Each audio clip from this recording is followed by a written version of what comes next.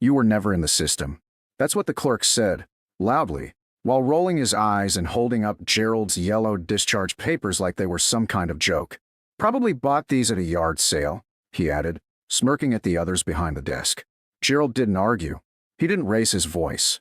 He just stood there, 86 years old, gripping a file folder and a crumpled travel itinerary to Belgium, where a lifelong friend was being buried with full military honors. When the supervisor told him there was nothing they could do, "You're not showing up in the digital archive," Gerald nodded once, stepped outside, and sat on a bench beneath a blooming dogwood tree. For 15 minutes, he didn't move, just rested the folder in his lap and kept staring forward, like he was waiting on something that had already happened. And then, someone opened the folder. Not the clerk, not the supervisor, a passing bystander. Inside were commendations no one at that office had ever seen, a Silver Star citation with a 3-star general signature, and a passport stamped decades ago under a special clearance code no longer used. The photo was younger, sure, but the eyes hadn't changed. And suddenly, everything else did. Before we begin, tell us, if you believe no veteran should ever have to prove they matter to their own country, like and subscribe. Because stories like this, they deserve to be remembered. Gerald Knox hadn't planned to be at the passport office more than 10 minutes that morning. His appointment was set, documents prepared in neat plastic sleeves, even a backup set in case the originals caused confusion. He'd taken the early bus into Arlington, dressed in polished brown shoes, pressed slacks, and a soft navy blazer that still fit his tall frame. Beneath his coat pocket, a pin-shaped inhaler and a thin gold chain he never took off, even when he slept. The office lobby was already bustling when he arrived. Young families applying for new travel docs, businessmen tapping at phones, babies fussing in strollers. But Gerald waited quietly in line, content just to get through it without incident. It wasn't until he reached the desk that something in the room shifted. The clerk, early 20s, nameplate read E. Hayward, didn't look up as Gerald laid out his documentation.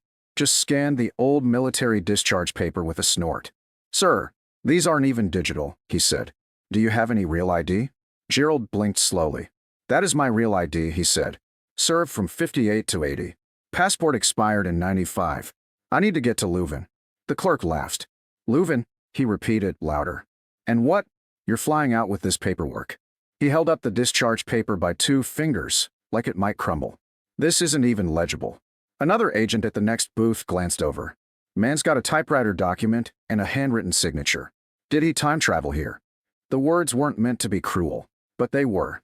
Gerald simply nodded once and reached into his folder again, pulling out a notarized letter from the Belgian consulate. It confirmed the date of the memorial service, the location of the national cemetery, and the presence of senior officials attending. The man being buried was Colonel Marcus Dubois, Gerald's best friend. "He wanted me there," Gerald said softly. He didn't have much family left. Just me, and one niece who's flying in from Canada. The clerk didn't blink. "If you're not in the State Department's database, sir, I can't issue you anything. These records don't verify identity under the Real ID Act." Gerald exhaled through his nose. "I've been a citizen since birth. Enlisted before you were born. You think I made all this up to go sightseeing?" The clerk shrugged. "You can file an appeal. It takes 10 to 12 weeks. He pushed the documents back toward Gerald. "Next in line, please." Gerald didn't argue. He just gathered his papers carefully, turned, and walked out into the sunlight. He sat down on the nearest bench, placed the folder in his lap, and watched the flag above the building shift in the wind. 20 feet away, a woman waiting with her daughter caught the last part of the exchange. She didn't know why, but something about the man's silence made her pause. She walked over quietly and asked, "Sir, are you okay?" Gerald nodded. "Just old paper in a new world," he said. "Sometimes the past doesn't scan right anymore." She glanced at the folder. "Do you mind if I look?" "Be my guest," he said. She opened it carefully. Inside, a Silver Star citation signed by General R.L. Banner. A letter of thanks from the Belgian Defense Ministry. A photocopy of a now-defunct diplomatic passport issued for service in joint NATO operations during the Cold War. And an original black and white photo of 2 men in combat gear standing on a snow-covered ridge, one of them unmistakably younger Gerald. The woman looked up slowly. "Sir, this is real. All of it." Gerald didn't answer, but his eyes, for the first time in 20 minutes, softened. "I know," he said. "They just didn't." Back inside the office, the staff was already cycling through the next clients. But outside, beneath that tree, a story was shifting. Because the woman who opened the folder? She wasn't just a parent. She was also a journalist. And the moment she snapped a photo of the citation, the entire office had just unknowingly stepped into a headline. A headline that would reach someone who did remember Gerald Knox. And he wasn't just anyone. He once signed passports himself. Inside the regional passport office, the buzz of fluorescent lights hummed over shallow conversations in the rhythm of business as usual, agents stamping forms, children squirming in plastic chairs, overhead speakers calling out names. No one inside realized the outside world had already begun to shift.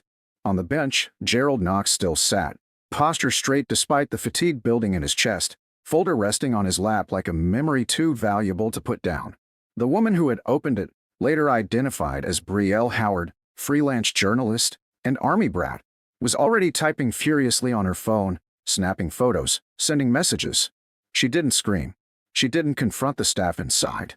She just knew instinctively that this wasn't the kind of disrespect you corrected with confrontation. It was the kind you answered with exposure. By the time her social post was up, a simple image of the Silver Star citation beside the denied application form, captioned, "They said he wasn't in the system," the post had been shared 800 times in under 10 minutes. Across the city, across other states, across military family pages, the story lit up like dry tinder under a match. One comment read, "That's General Banner's signature. This man's real." Another, "Gerald Knox? He trained our unit in Stuttgart in '78. He's a ghost story in boots." But the most important reaction wasn't public. It was silent, direct, and immediate. A retired lieutenant colonel named Richard Dugan, sitting in a quiet office at the Department of Defense's Historical Operations Branch, caught wind of the post and sent it, without delay, to someone whose inbox was never ignored. At precisely 10:14 a.m., 7 minutes after Gerald Knox was denied entry into the passport database, a black vehicle with no plates and one Department of State tag pulled into the rear lot of the regional office. The driver was a former Marine.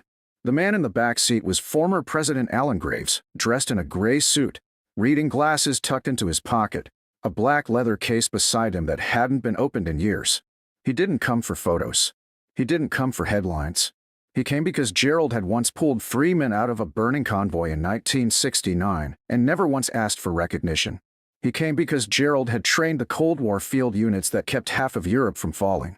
He came because when Alan Graves was a young diplomatic attaché embedded with NATO, the only reason he made it out of a Romanian checkpoint alive was because Master Sergeant Knox decided the forest was safer than the road. And now, the system had tried to forget him. Graves walked into the building with only one word spoken to security. Now. No clearance check. No badge scan. The air shifted the second he passed through the doors. Every agent at the desk froze. Some recognized him immediately. Others just felt the temperature in the room change. He walked straight to the bench outside, where Gerald was still seated, unaware. He didn't say hello. He simply took a breath and said, quietly, "You always were early to everything, weren't you?" Gerald turned, slowly, and for the first time all morning, he smiled. Not wide, not dramatic. Just the kind of smile a man gives when the past finally catches up in the right way. "Didn't think you'd actually come," he said. Graves nodded. "Didn't think I'd have to." Then he turned to the glass doors and walked inside. The moment he stepped through the threshold, everything stopped. No clipboard tapping. No laughing. No eye-rolling. Just silence. "Who's in charge?" Graves asked. His voice didn't need volume. It carried the weight of command. The regional director stumbled from her office, pale, flustered, and already apologizing. "Mr. President, I wasn't aware clearly," Graves interrupted. "I'm here to authorize an immediate override." He opened the leather case and removed a single folder, marked Legacy Personnel Protocols, Declassified. Inside were 5 documents: a scanned NATO directive, a diplomatic service waiver from 1973, a State Department memo confirming Knox's clearance status, and a recommendation letter from then-General Colin Banner stating, "Should this individual ever be denied access due to administrative error, consider it not just a mistake, but an institutional failure." At the bottom, an executive order, signed during Graves' final term, exempting named Cold War personnel from modern ID restrictions for international travel. You didn't just deny a passport, Graves said. You denied history. And worse, you didn't even ask who he was before you left. The clerk who had processed Gerald earlier, Hayward, stood frozen. His face drained of color. Sir, I didn't know. You didn't ask, Graves said again, his voice colder now. You thought the system tells you everything you need to know. But let me be clear, there are men and women who were the system long before you learned how to log into one. He turned back to the room. You don't just verify records. You verify people. The regional director rushed to retrieve a passport template, already calling the national agency to bypass the queue. In the corner, another staffer retrieved the documents Gerald had left behind. Brielle stood quietly by the wall, her phone untouched now, lips parted in awe. Gerald hadn't moved. He just sat on the bench, looking out the window, watching the flag. Tell them to add his name back, Graves said. Softer now.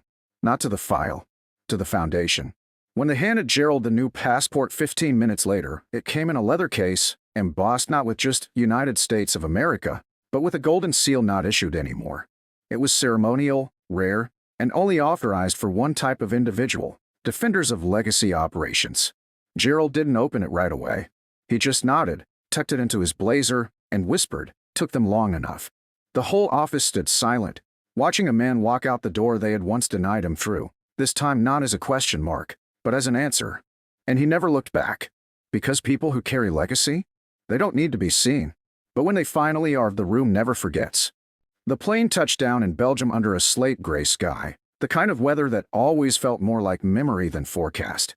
Gerald Knox stepped off the ramp slowly, one hand gripping his cane, the other pressed to the inside of his blazer where his new passport sat, along with a folded letter from President Graves, and signed, but unmistakable in tone. He didn't need escorts. Didn't need handlers.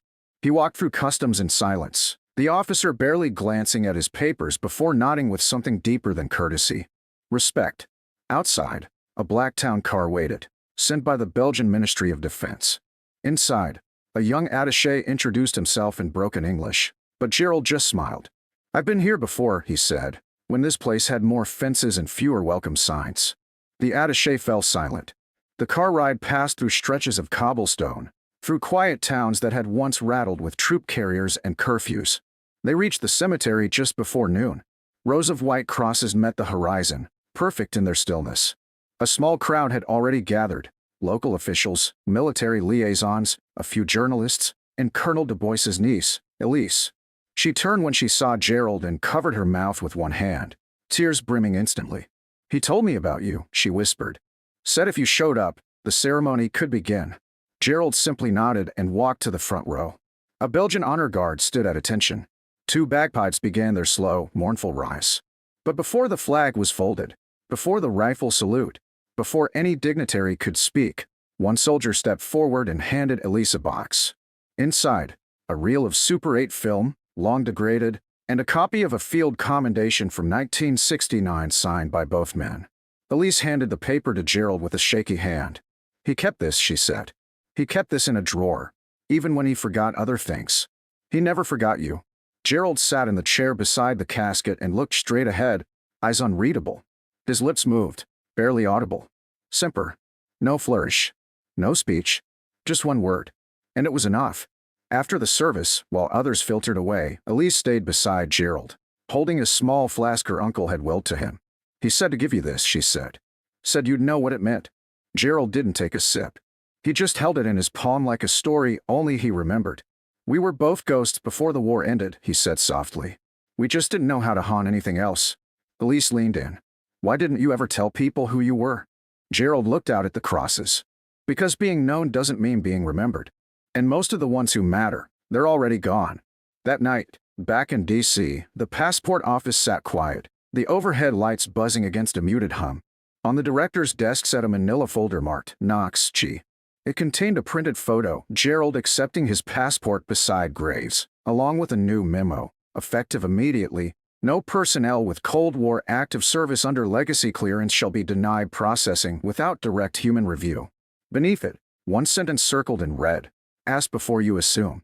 A week later, a shadow box arrived at the office. No return address. Inside it, the original discharge papers, the silver star copy, and a note in neat cursive: put these where someone might actually learn from them. They mounted the display quietly, just above the lobby benches. A new intern asked, "Who was he?"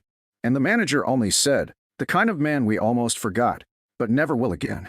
Across the city, Brielle Howard's article, "The Man the System Forgot Until It Couldn't," was printed in syndication. She never reached out again, never chased the story. She didn't need to. Gerald's story was already walking on its own. At the Veterans Center, a new sign was posted in the entryway. "Legacy may not live in records, but it lives in respect." Gerald never returned to the passport office. He didn't need to, because the last time he walked out those glass doors, it wasn't the building that held power anymore. It was the silence that followed him. A silence that said, "You may not know me, but you will remember what I stood for." And somewhere in Belgium, beneath the soil of old battlefields and new blossoms, two names rested beside one another, Du Bois and Knox.